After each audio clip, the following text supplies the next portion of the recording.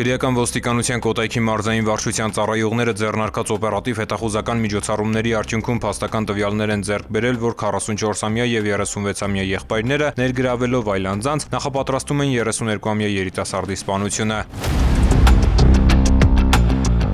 Տվյալներ են ձեռք բերվել, որ 32-ամյա երիտասարդը հայհոյել է եղբայրներից մեկին, ինչի մասին նա իմանալով եւ գտնվելով արտերկրում հրահանգել է Նորհաչնում բնակվող 44-ամյա եղբորը վրեժխնդրության նպատակով հաշվեհարդար տեսնել նրա հետ։ 44-ամյա տղամարդը մտադրությունն իրականացնելու նպատակով ձևավորել է հանցավոր խումբ, որի անդամները զինվելով ատրճանակներով եւ ինքնաձիգերով Նորաչնում սկսել են որոնել 32-ամյա երիտասարդին։ Վերջինս մտերիմների հետ Նորաչն քաղաքում մեքենայով շրջելիս նկատել է 44-ամյա տղամարդուն եւ իր մոտ ապօյնի պահվող հրազենով կրակոցներ արձակել ու դիմել փախուստի։ 44-ամյա տղամարդը խմբի անդամների հետ հետապնդել է 32-ամյա երիտասարդին, կանգնեցրել մեքենան, սակայն չհայտնաբերելով նրան, զենքի սպառնալիքի ներքո ծեծի է ենթարկել երկու ընկերներին։ Պարզվել է, որ 44-ամյա տղամարդն իր կողմնակիցների հետ սոցիալական հարթակներից մեկում ստեղծել է խումբ, նպատակ ունենալով վերահսկել 32-ամյա տղամարդու շարժը եւ հարմար պահի տեսախցիկների ու մարդկանց բացակայության պայմաններում կյանքից զրկել նրան։ Կոտայքի մարզային քննչական վարչությունում նախաձեռնվել է քրեական վարույթ, որի շրջանակում դատարանի որոշմամբ խուզարկություններ են կատարվել 44-ամյա տղամարդու, հետապնդվող երիտասարդի եւ հանցավոր խմբի անդամների բնակարաններում։ Հանցավոր խմբի 3 անդամների բնակարաններից հայտնաբերվել են Կալաշնիկովի ինքնաձիգ իր պայեստատուփով, օդաճնշի չրացան, տարբեր տրամաչափի 86 փամփուշտ, սվին դանակ։ Ձեռնարկված միջոցառումների արդյունքում միջադեպի մասնակից 9 անձ հայտնաբերվել, ձերբակալվել եւ ներկայացվել է վարույթն իրականացնող մարմին, ապա տեղափոխվել ձերբակալվածների պահման վայր։ Ձեռնարկվում են միջոցառումներ հանցավոր խմբի մյուս անդամներին հայտնաբերելու ուղղությամբ։ Նախաքննությունը շարունակվում է։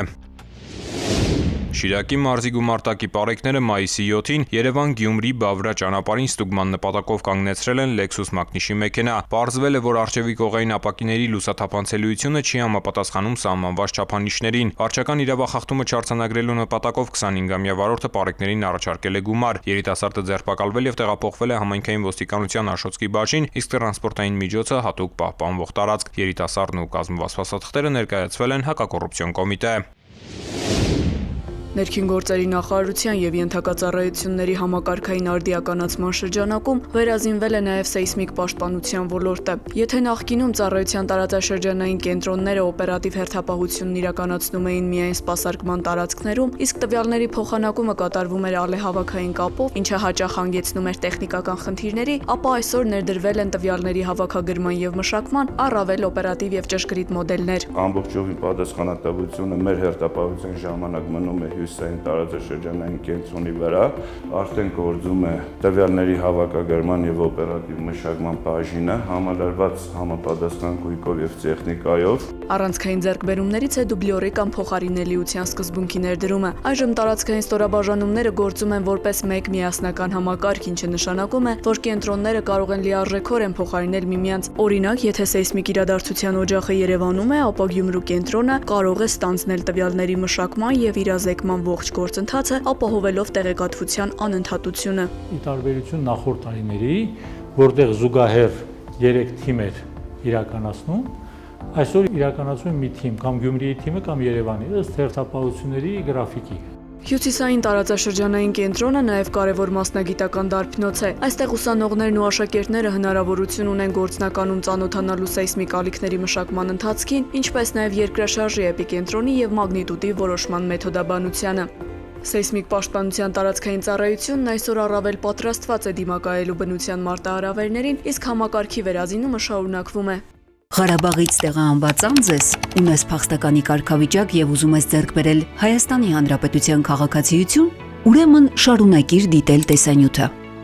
Այս թվային հարթակը ստեղծված է, որպիսի գործընթացը լինի հնարավորինս հարմար։ Համակարգն առաջարկում է գրանցման 4 ընթացակարգ։ Փախստական տարբերակն ընտրում ես, եթե Ղարաբաղից տեղահանված անձ ես, չունես որևէ երկրի քաղաքացիություն եւ ունես 070 ծածկագրով անձնագիր։ Պահանջվող տվյալները լրացնելուց հետո էլեկտրոնային հասցեին կստանաս հղում։ Ինչից հետո պետք է անցնել այդ հղումով, գցել անձնագրի սկանավորված տարբերակը PDF ֆորմատով եւ ավարտել գրանցման գործընթացը, մուտք գործել համակարգ, սեղմել նոր հայտ կոճակը։ Հայտը լրացնելիս հետևիր ուղեցույցին։ հերթականությամբ կցելով պահանջվող փաստաթղթերն ու լրացնելով անհրաժեշտ դաշտերը։ Հայտն ուղարկելուց հետո այն կհայտնվի նախնական վարույթ կարգավիճակում։ 21 օրվա ընթացքում էլեկտրոնային հասցեին կստանաս ծանուցում հայտի շտկման կամ հաստատման մասին։ Շտկման պահանջը չկատարելու դեպքում հայտը կմերժվի։ Փախստականների համար ծառայությունն անվճար է։ Հաստատումից հետո դու հնարավորություն կունենաս ընտրելու այցի օրը, վայրը եւ ժամը։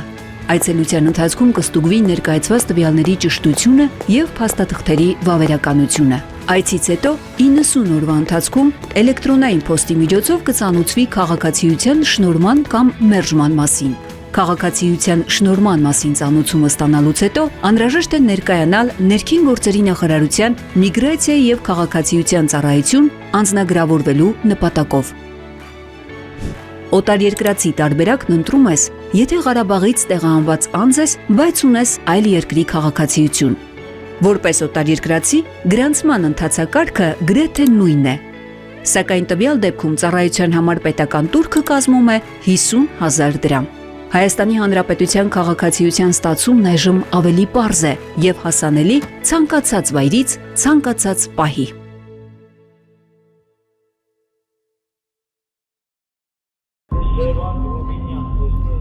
Մեկ 2 բարև ձեզ,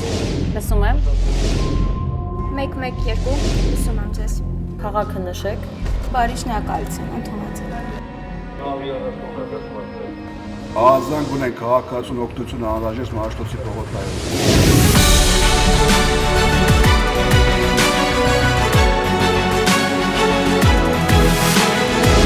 112 մեկ զանգ արագ արձագանք։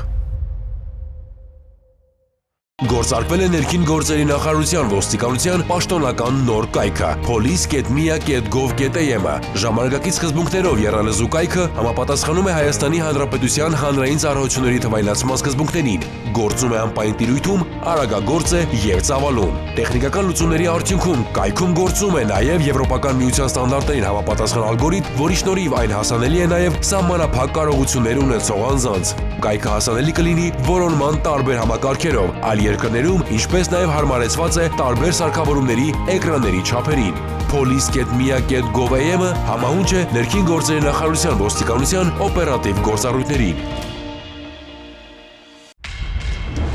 Կառավարությունն իրազեկում է։